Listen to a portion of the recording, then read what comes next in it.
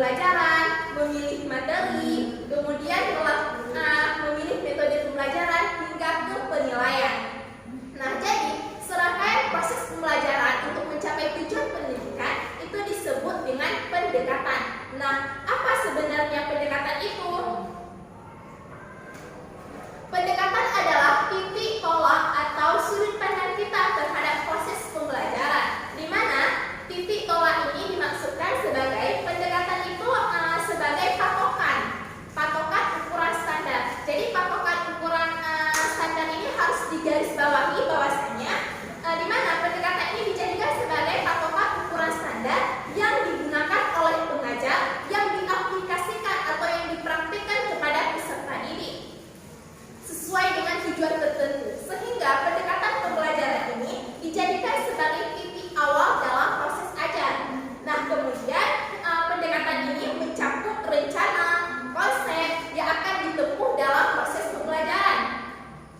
Kemudian pendekatan pembelajaran ini dijadikan sebagai jalan, diumpamakan sebagai jalan yang akan ditempuh oleh guru dan juga peserta didik untuk mencapai tujuan pembelajaran. Nah, untuk kita lebih pahami mengenai pendekatan itu diumpamakan sebagai jalan. Misalnya nih, teman-teman ingin pergi ke suatu daerah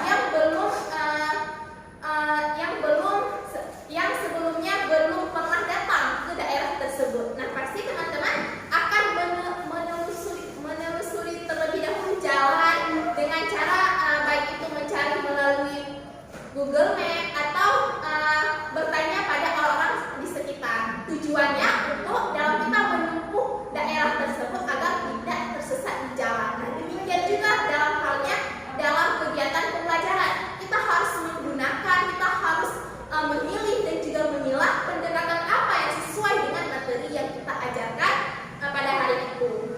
Nah, kemudian teman-teman, pendekatan ini terdapat dua jenis. Yang pertama itu ada teacher centered approach dan juga student centered approach. Nah, yang pertama itu ada teacher centered approach. Jadi teacher centered approach ini terdiri dari direct instruction dan juga pembelajaran deduktif dan juga pembelajaran ekspositori. Nah, jadi pendekatan dengan melalui teacher centered approach ini bahwasanya pembelajaran jenis ini disebut dengan pendekatan yang klasik, di mana proses ajarnya itu berada di guru, sementara peserta didik itu dijadikan sebagai objek ajar, sedangkan guru dijadikan sebagai subjek sumber informasi. Kemudian pendekatan kedua itu ada student centered approach, yaitu terbagi menjadi pembelajaran induktif, inquiry dan juga discovery. Nah, jadi pendekatan student centered approach ini bahwa sebuah jenis pendekatan pembelajaran yang menempatkan siswanya itu sebagai subjek yang mandiri, aktif dan juga bertanggung jawab terhadap proses pembelajaran. Sementara guru tidak dijadikan lagi sebagai sumber informasi, melainkan dijadikan sebagai mitra belajar atau fasilitator. Baik, selanjutnya ada pendekatan pembelajaran IPS. Nah, jadi pendekatan pembelajaran IPS ini dimaksudkan sebagai cara pandang kita terhadap proses belajar siswa dalam mata pelajaran IPS dan upaya menciptakan kondisi kelas dan iklim kelas yang memungkinkan terjadinya proses belajar. Nah, jadi teman-teman,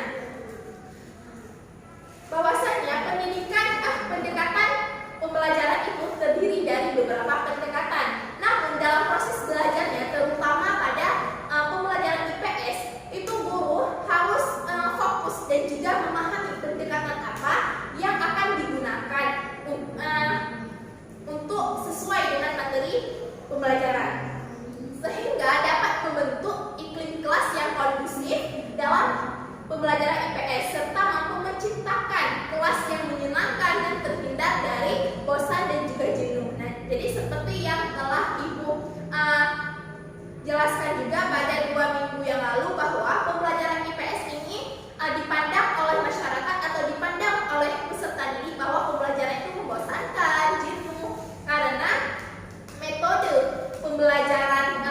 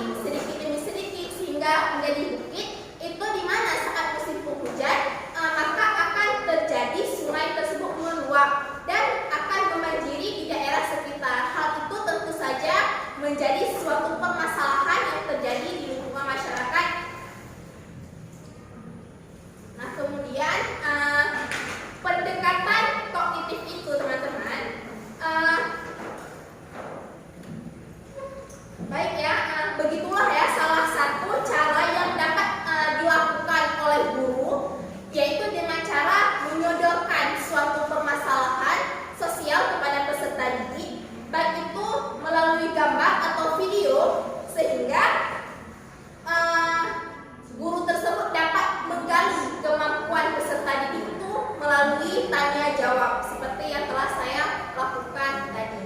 Nah, kemudian pendekatan kognitif ini teman-teman itu berorientasi pada pendekatan penelitian sosial dan juga pendekatan konseptual, di mana yang pertama itu ada pendekatan penelitian sosial. Jadi pendekatan penelitian sosial ini merupakan suatu pendekatan yang khas yang terdapat dalam IPS yang berpotensi dapat mengembangkan kecerdasan emosional anak.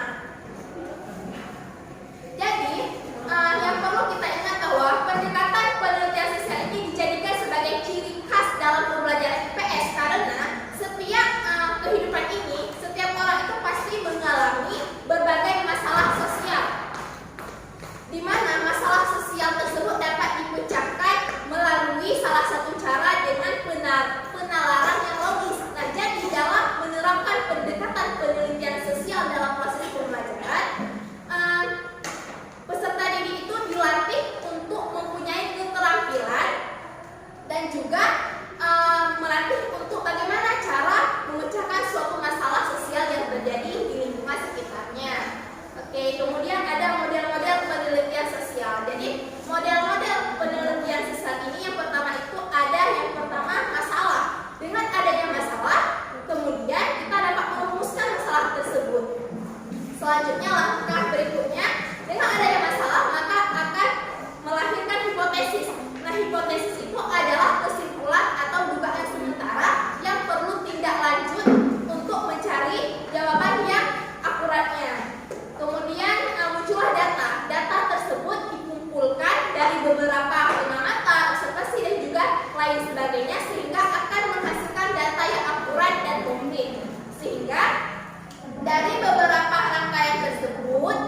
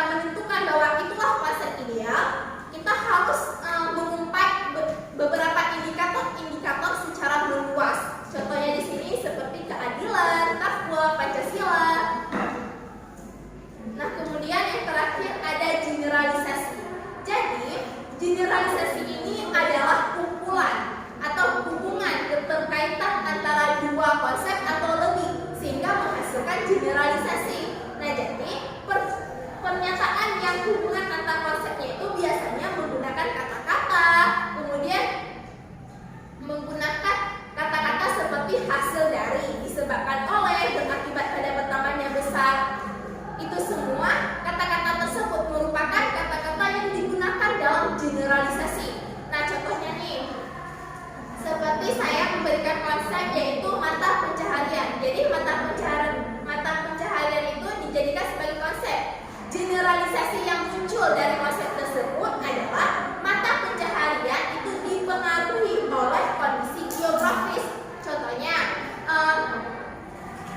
masyarakat yang tinggal di kawasan pesisir pantai itu dominannya atau pada umumnya akan mempunyai mata pencahariannya itu sebagai nelayan atau pelaut. Kemudian jika masyarakat itu bertempat tinggal di dataran tinggi, maka pada umumnya mata pencahariannya itu yaitu berkebun atau lain sebagainya. Nah, jadi mungkin hanya ini saja yang dapat saya sampaikan. Untuk materi kedua yaitu pendekatan saintifik akan dijelaskan oleh Adelia. Kepada Adelia dipersilakan.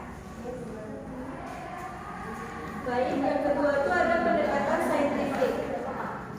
Nah, di mana pendekatan saintifik ini adalah model pembelajaran yang dimulai dari pengumpulan data melalui pengamatan, melakukan eksperimen, menanyakan, mengolah informasi atau data, hingga mengomunikasikannya dalam proses penerapan prinsip-prinsip ilmuwan.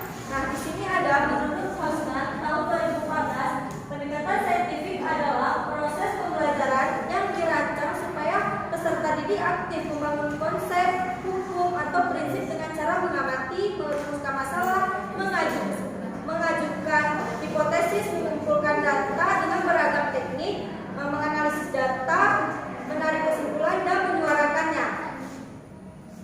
Selanjutnya ada tujuan pendekatan saintifik. Yang pertama itu meningkatkan keterampilan berpikir. Nah, di mana peserta didik dapat meningkatkan dan mengembangkan keterampilan berpikir tingkat tinggi. Di mana peserta didik ini harus berpikir secara kritis, analitis, serta mampu menciptakan ide-ide yang baru dengan materi yang telah dipelajari. Yang kedua itu ada menciptakan lingkungan belajar yang kondusif, aktif, dan produktif. Di mana peserta didik ini diharapkan kegiatan belajarnya menjadi kondusif melalui serangkaian aktivitas yang dirancang secara sistematis agar tercipta lingkungan belajar yang aktif dan produktif. Yang ketiga ada meningkatkan kemampuan berpikir secara sistematis. Nah, poin ketiga ini adalah mendorong peserta didik untuk berpikir secara sistematis serta perlahan meningkatkan kemampuannya baik dalam memahami sebuah masalah maupun saat menyelesaikan masalahnya. Yang keempat ada meningkatkan pemahaman konsep. Di mana peserta didik ini dapat menemukan dan mengembangkan konsep dari materi yang telah dipelajari. Peserta didik sendiri akan dapat memperoleh konsep dan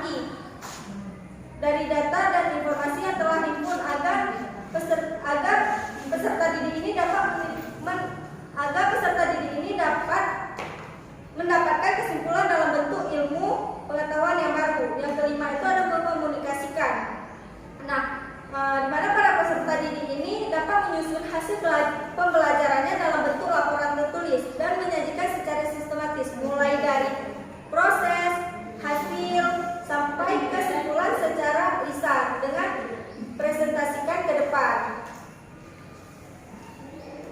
Selanjutnya ada pendekatan sosial. Nah, pendekatan sosial adalah pendekatan yang dilakukan di dalam rangka menjalin komunikasi dan menumbuhkan partisipasi dari masyarakat. Nah, tujuannya itu untuk membantu peserta didik mengembangkan kemampuan dalam berhubungan dengan masyarakat dan mampu mengadakan hubungan antar pribadi dengan baik. Nah, di sini ada kelompok pendekatan sosial.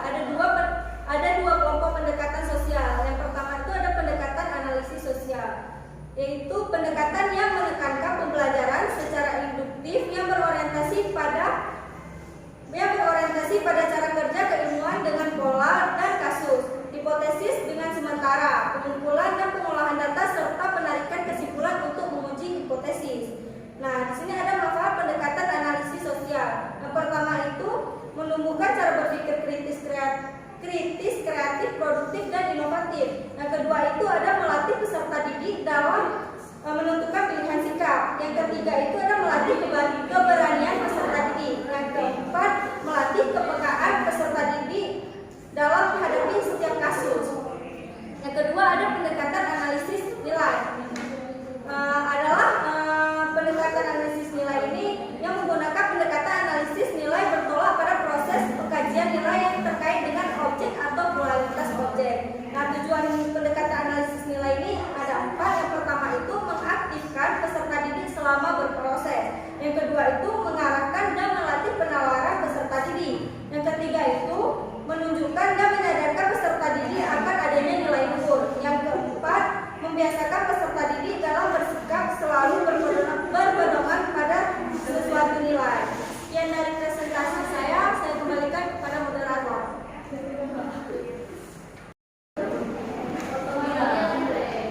Baik, selanjutnya tentang pendekatan personal akan dijelaskan oleh pemateri kita ketiga, yaitu Nurisa Fakih. Kepada Nurisa Fakih dipersilakan.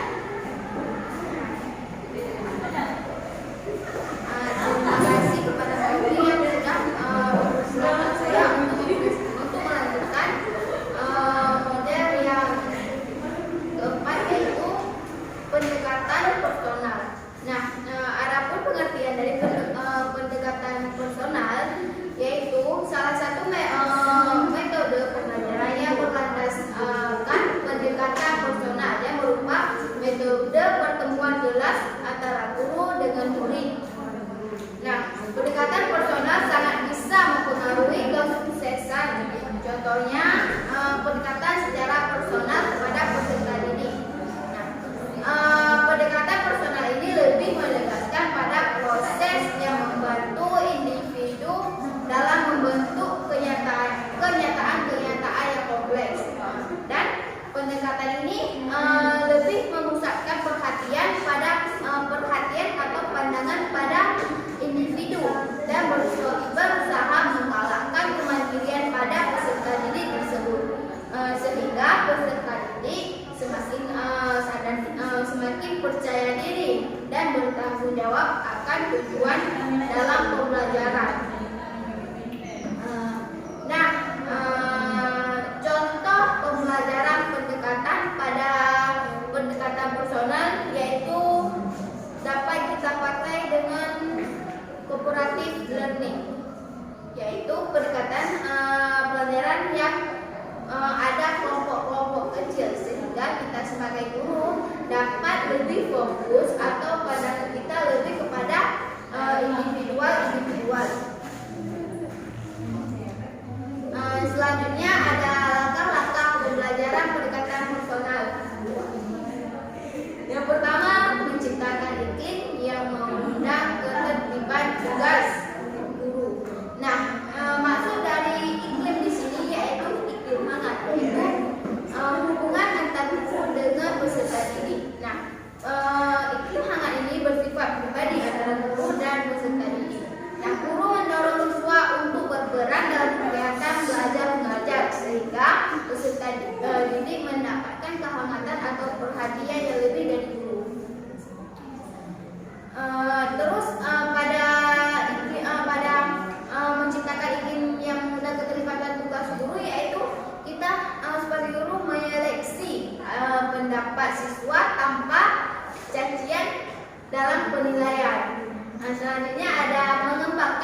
pertimbangan nilai pribadi.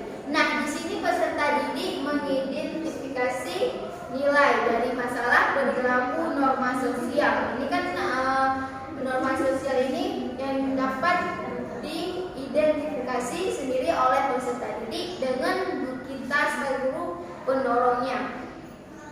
Nah, di sini peserta didik dapat membuat pertimbangan pribadi terhadap norma-norma yang mengarah pada pemilihan perilaku.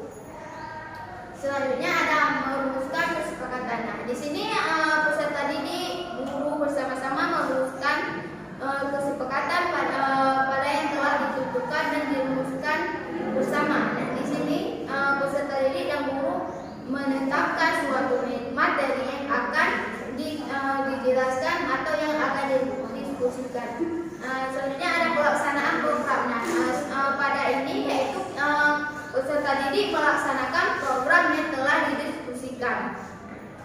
Yang kelima ada evaluasi dan tindak lanjut. Nah, setelah melaksanakan program ini, peserta didik dan guru akan mengevaluasinya kembali. Nah, selanjutnya ada pendekatan modifikasi perilaku. Nah, pendekatan modifikasi perilaku yaitu pendekatan yang menitik beratkan pada kecenderungan untuk memecahkan tugas belajar mengajar menjadi sejumlah perilaku nyata dan sistematis. Nah, di sini guru dan peserta didik sangat terlibat karena guru dapat mengubah atau memperbaiki perilaku pada peserta didik. Nah,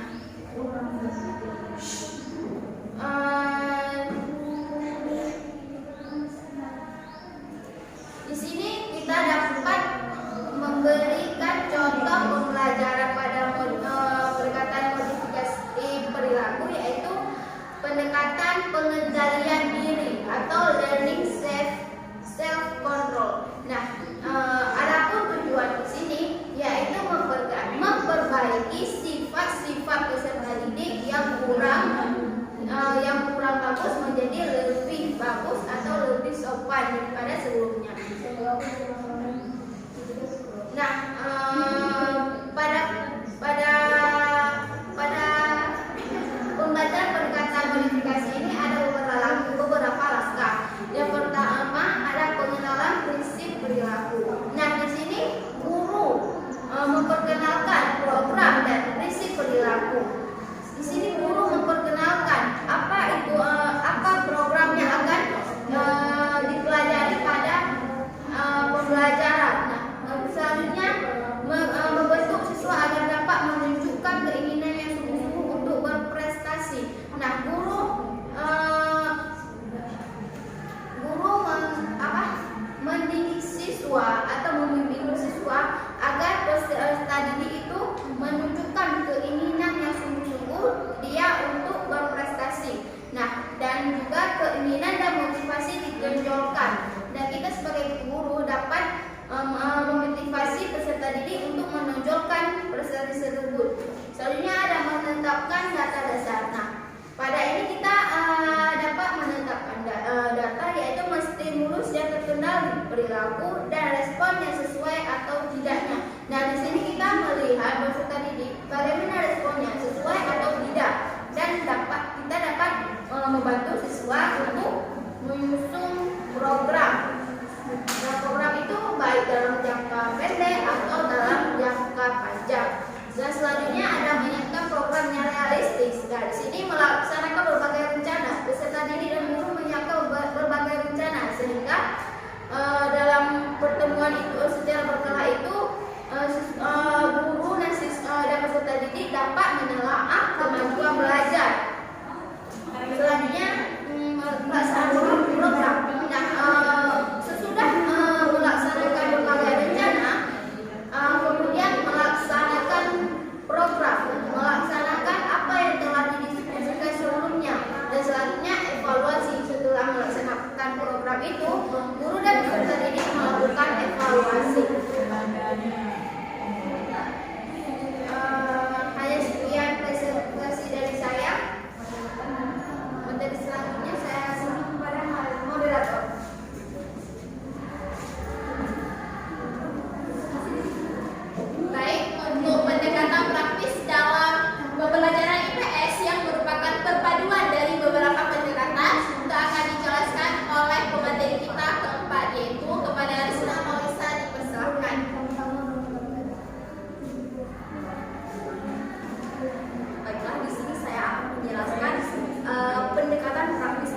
pembelajaran IPS yang merupakan perpaduan dari beberapa pendekatan. Nah, di sini ada 4 pendekatan. Yang pertama ada pendekatan ekspositori yang berorientasi pada nilai dan sikap. Yang kedua ada pendekatan analitik keteladanan. Dan yang ketiga ada pendekatan kajian nilai. Dan yang keempat ada pendekatan integratif konsep dan nilai. Yang pertama, saya akan menjelaskan tentang pendekatan ekspositori. Nah, pendekatan ekspositori ini adalah strategi pembelajaran yang menekan pada proses penyampaian materi secara verbal dari seorang guru kepada siswa, kepada sekelompok siswa. Nah, tujuan daripada pendekatan ekspositori ini adalah untuk menyampaikan nilai ataupun sikap secara dialogis melalui ceramah, peragaan, dan tanya jawab. Nah, jadi pada pendekatan ekspositori ini membutuhkan kemampuan guru untuk benar-benar menguasai suatu materi yang ingin disampaikan kepada siswanya. Karena kenapa? Karena pada proses pembelajaran dalam strategi ini guru menjadi sentra pengetahuan, di mana guru bertindak sebagai seorang yang mengunggah, menginspirasi, dan membangkitkan emosi siswa. Dalam artian di sini adalah membangkitkan keaktifan siswa untuk semangat belajar. Nah, jadi dalam strategi ini penguasaan materi menjadi syarat.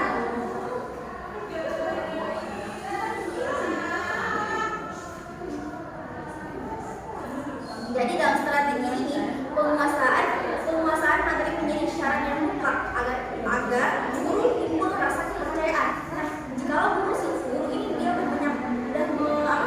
udah menguasai materi yang ingin disampaikan, maka akan timbul kepercayaan diri pada dirinya. Nah, jikalau kepercayaan diri pada dirinya sudah timbul, maka dia akan pandai mengelola kelas yang mengelola memang tidak bersemangat menjadi lebih aktif, menjadi lebih menarik lagi. Nah, adapun langkah-langkah yang dapat kita lakukan pada pendekatan ekspositori ini, yang pertama adalah persiapan. Seperti yang saya jelaskan yang pertama tadi, persiapan seperti contohnya mempersiapkan materi terlebih dahulu. Nah, ini tujuannya untuk mengajak siswa keluar dari kondisi mental yang pasif dan membangkitkan emosi, motivasi, dan minat siswa untuk belajar. Dan yang ketiga, menciptakan suasana dan iklim pembelajaran yang terbuka. Yang kedua adalah tahap penyajian atau presentation. Nah, dalam tahap ini perlu ada beberapa yang harus kita perhatikan. Yang pertama, penggunaan bahasa, intonasi, dan suara. Nah, di sini jika guru menggunakan bahasa dan suara intonasi yang rendah, maka anak-anak juga tidak fokus, tidak bersemangat untuk mengikuti pembelajaran. Maka dari ini perlunya bahasa kita, intonasi suara kita itu sesuai dengan apa yang kita sampaikan. Yang kedua adalah menjaga kontak mata dengan siswa. Nah, usahakan pada saat menjelaskan materi, kontak mata kita itu berkontak langsung dengan siswa, seakan-akan mengajak siswa ini berkomunikasi langsung dengan kita pada saat kita menjelaskan materi itu. Dan yang terakhir itu menggunakan kemampuan guru agar suasana kelas itu hidup dan nyaman. Nah, itu pandai-pandai kita sebagai seorang guru memperbanyak strategi membangkitkan minat siswa. Yang ketiga adalah kolerasi, di mana kolerasi itu langkah yang dilakukan untuk memberikan makna terhadap materi pelajaran, bahkan baik makna untuk memperbaiki struktur pengetahuan yang telah dimiliki siswa maupun makna meningkatkan kualitas kemampuan siswa ini berpikir. Yang tahap berikutnya yaitu tahap menyimpulkan, di mana pada tahap ini pada tahap untuk memahami atau biasa disebut dengan core dari materi yang telah kita sampaikan. Yang kelima itu mengaplikasikan. Nah, pada saat setelah materi yang sudah kita sampaikan, sudah kita jelaskan, maka lebih baiknya kita mengaplikasikannya. Contoh seperti membuat tugas yang relevan ataupun memberikan tes materi yang sesuai dengan yang telah diajarkan guru. Berikutnya ada pendekatan analitik keteladanan. Pendekatan analitik keteladanan ini dia bertujuan untuk menangkap nilai sikap melalui analisis sampel keteladanan dalam masyarakat di berbagai bidang. Nah, di berbagai tempat, berbagai kurun waktu, dan memotivasi peserta didik untuk mengadaptasi keteladanan itu.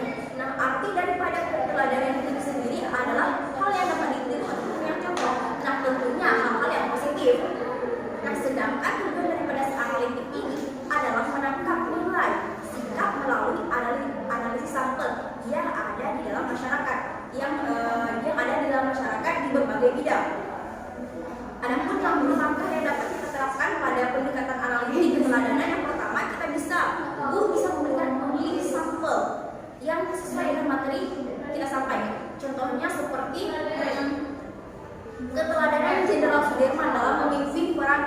yang melawan penjajah. Yang kedua, kita sebagai guru bisa menyediakan beberapa sumber informasi, baik buku, majalah, foto, rekaman, dan lain sebagainya. Contohnya tadi kita sudah mengambil sampel daripada Jenderal Sudirman. Kita bisa mengambil foto ataupun gambar Jenderal Sudirman.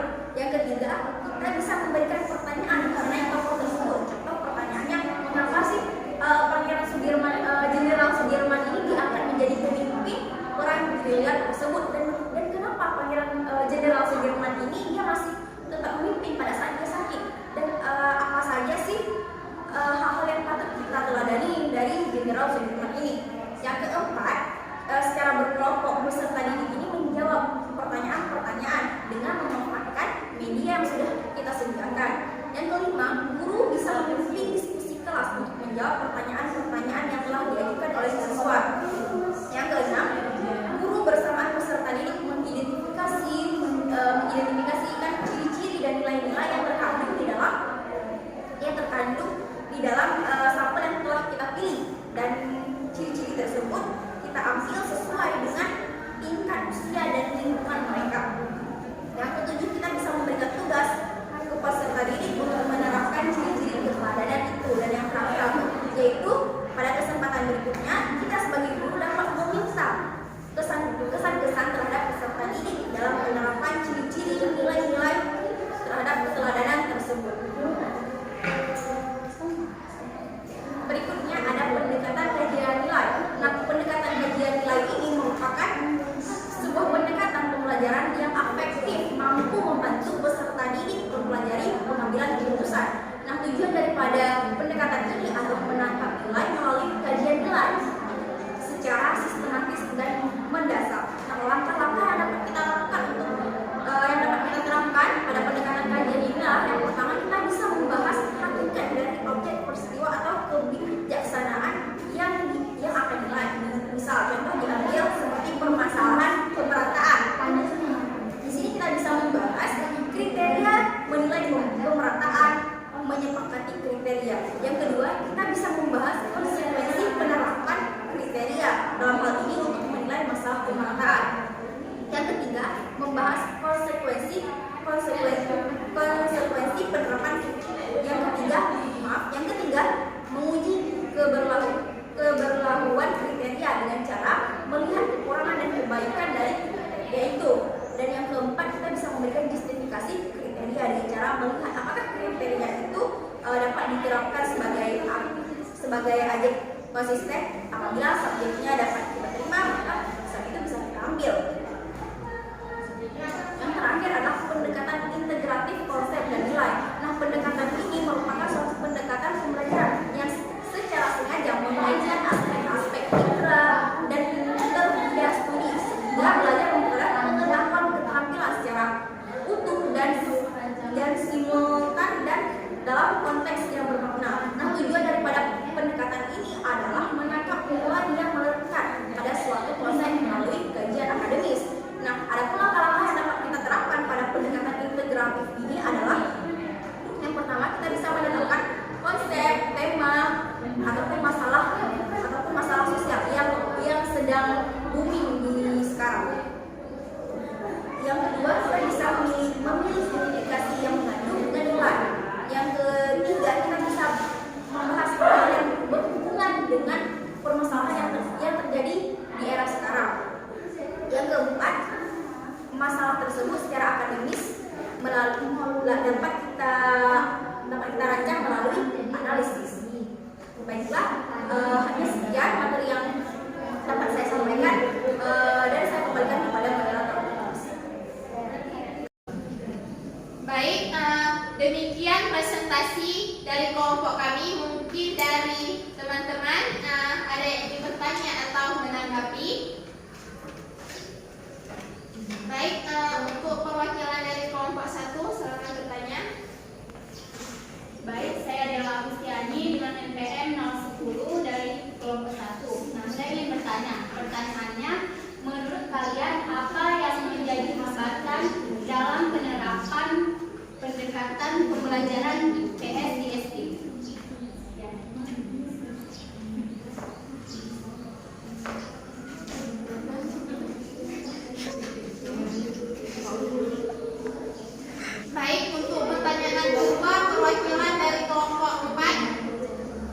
Salsabila dipersilakan.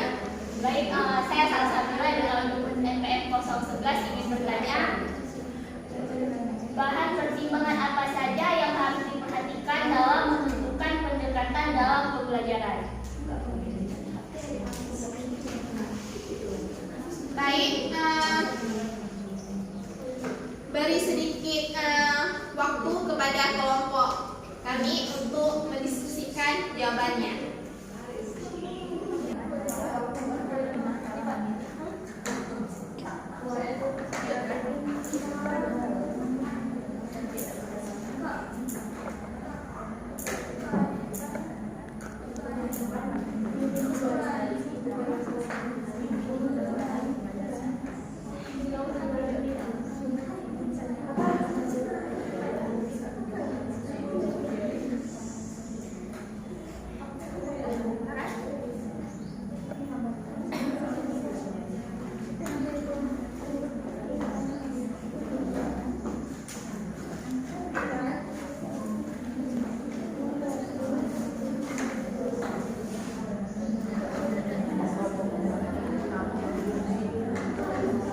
Baik, saya akan menjawab pertanyaan dari Salsabila, perwakilan dari kelompok 4 ya.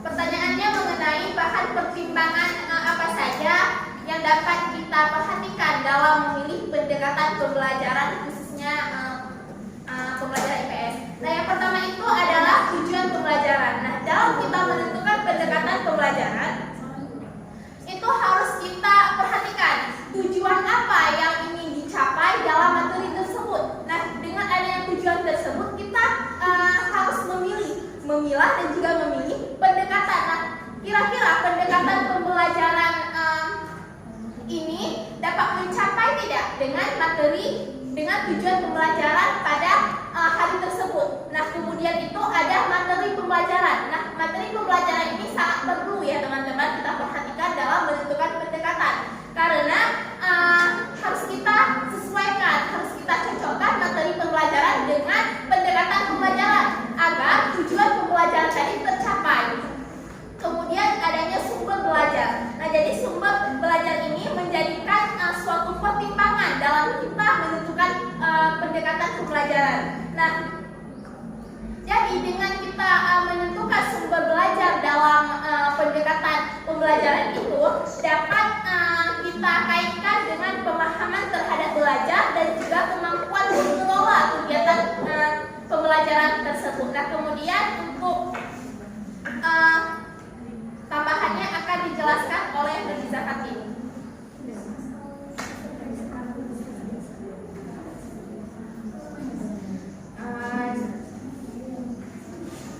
Selanjutnya saya ingin menambahkan jawaban dari Maulida. Nah, selanjutnya ada karakteristik peserta didik. Nah, di sini baik dari segi usia, latar belakang sosial ekonomi, latar belakang ekonomi si anak. Nah, jadi kita harus mengetahui bagaimana karakteristik peserta didik. Nah, dari jenis kelamin dan lain-lain, sehingga menciptakan keragaman, sehingga diperlukan pemilihan pendekatan yang sesuai dengan dalam pembelajaran tersebut. Selanjutnya ada sarana atau fasilitas belajar. Nah, fasilitas ini memang sangat penting dalam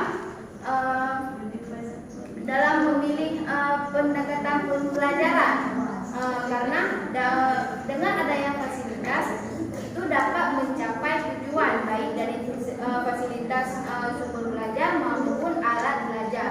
Nah, selanjutnya ada waktu pembelajaran, karena waktu ini sangat penting untuk tercapainya untuk dapat memilih pendekatan dalam pembelajaran, karena pada waktu ini kita harus sesuaikan dengan kondisi atau pada peserta didik. Bagaimana bisa kalau pada pembelajaran ini apakah pagi atau siang atau sore harinya, seperti pendekatan kognitif yang identiknya dengan berpikir kritis, itu lebih cocok digunakan pada pagi hari, karena pada pagi hari itu anak cenderung fresh, jadi mereka siap untuk berpikir kritis.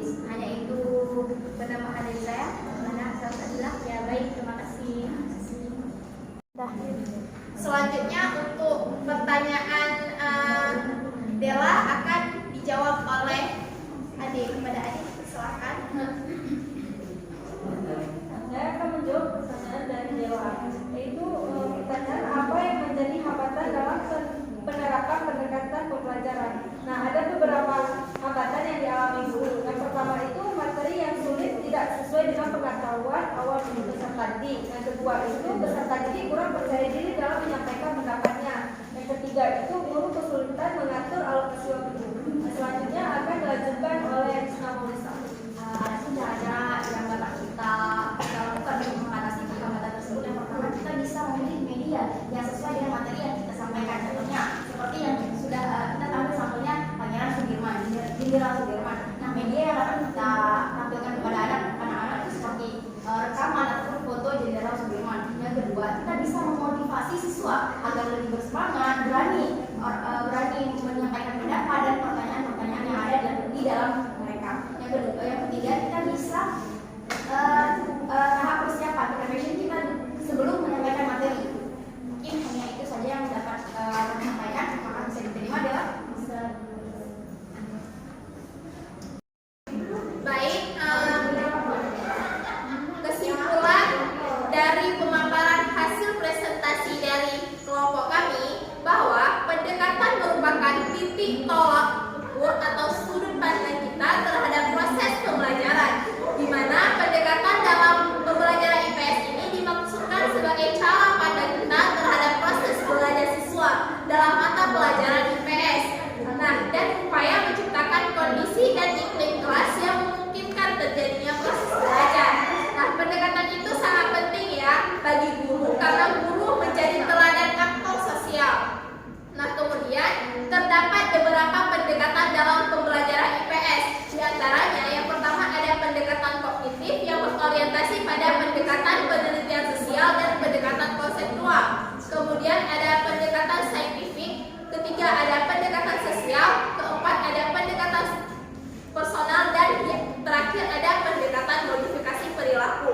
Nah, jadi selain itu terdapat pula pendekatan praktis dalam pembelajaran IPS yang merupakan perpaduan dari beberapa pendekatan seperti pendekatan ekspositori, pendekatan analitik keteladanan, pendekatan kajian nilai, dan yang terakhir pendekatan integratif konsep dan nilai.